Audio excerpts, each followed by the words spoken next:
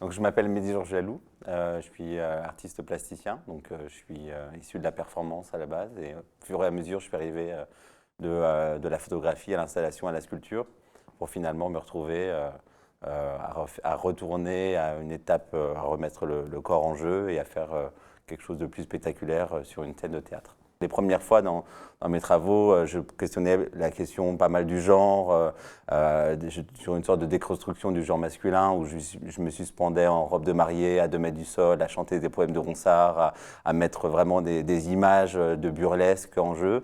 Et au fur et à mesure, la chose s'est plus intégrée dans un questionnement de la réalité d'aujourd'hui, de la réalité des objets qu'on utilise, qu'on pense savoir leur réalité et leur utilisation, qui permettent une légitimité culturelle ou identitaire. Et c'est la réalité de ce que l'on voit qui m'intéresse aujourd'hui. C'est la question de la représentation et de l'identification de ce qu'on fait, de ce que l'on touche et ce que l'on voit. C'est finalement aller au début de quelque chose. Quand j'utilise des objets qui pourraient amener à des objets religieux ou à des objets de culte, etc., c'est finalement pas le culte qui m'intéresse, c'est le processus de sacralisation ou le processus d'appropriation de cet objet-là. À quel moment un voile blanc va être un voile musulman, ou va être juste une robe de mariée ou un voile. À quel moment cet intérêt, ou du coup une communauté a un intérêt de rapatrier ou de représenter par un objet ou une image ou une autre. Et du coup, fait en sorte qu'il est plus difficile pour une autre culture d'utiliser sans d'être en référence avec celle-ci. Donc c'est finalement comme il y a quelque chose de très enfantin, pas naïf, mais très enfantin dans ma manière où je vois les choses, c'est-à-dire qu'est-ce que je ferais si cet objet n'avait pas cette utilité-là.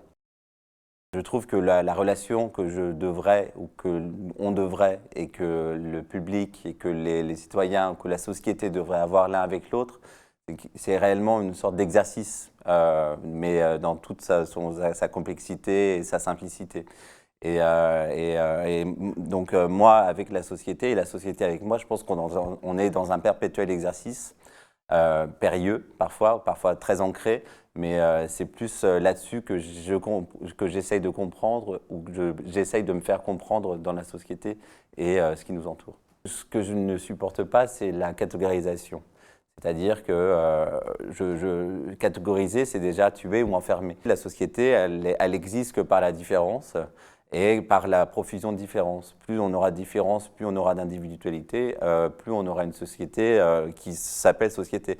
Et aujourd'hui, dans mon travail aussi, dans la création, dans ce que essaye de créer, même si les images sont des images vues, c'est aussi poser la question de l'identité, bien sûr. C'est-à-dire, est-ce qu'aujourd'hui, on a besoin d'un patrimoine que pour exister? Est-ce qu'on doit toujours puiser dans des objets qui ont une référence culturelle, esthétique, etc., que pour être quelqu'un et que pour être existé?